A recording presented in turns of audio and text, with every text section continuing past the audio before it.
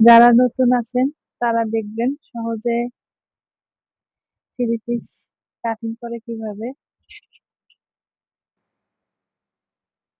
জামার লং হচ্ছে 42, আর half inch সেলাই।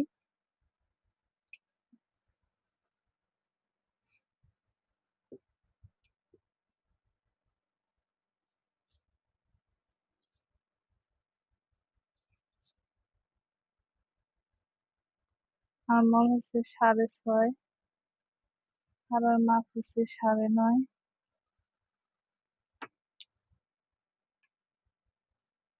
দাগ টানবো যাতে সোজা করে এটার মাঝখানে। ঠিক আছে, কয়টা দাগ টানছি? 1 2 3 4 5, 5টা দাগ।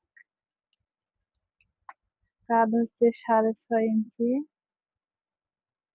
6.5। যাদের বডি আরো বড় 40 বা 44 45, তাদের 7 ইঞ্চি কাঁধ নেওয়া লাগবে। বডি হচ্ছে 38-এর 4/1 ভাগ, 9.5, 1.5 ইঞ্চি সেলাই।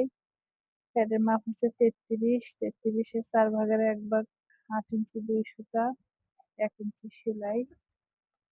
হাতার মাপ হচ্ছে 41, 41-এর 4/1 ভাগ, 10 ইঞ্চি 2 সুতা। আমি আরেকটা ভিডিওর মধ্যে দেখাইছিলাম, তো ভয়েসের সমস্যার জন্য বোঝা যায় নাই। এটা হচ্ছে শেপ কাট। যাদের বডি পাতলা বা চিকন, জাগর হচ্ছে ফিটিং এই জায়গাটা লুজ হয়। আর জাগরে বডি বড়, জাগরে আবার এই জায়গা টাইট হয়। একটাই কারণ, সেটা হচ্ছে এইটা শেপ কাট।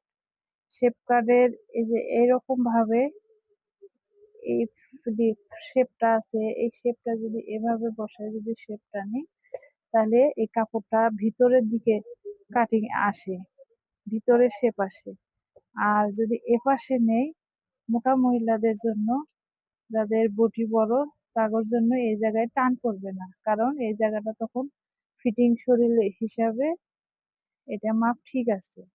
আর আমি যদি বডি হিসাবে, জাগর বডি বড়, জাগর যদি এপাশে শেপ কাটটা নিয়ে যদি আমি শেপ দাগটা নিই, তাহলে কিন্তু এই জায়গাটা টান ধরে থাকবো, এটা করতেই পারবো না, কারণ এই জায়গাটা অনেক টাইট হইব।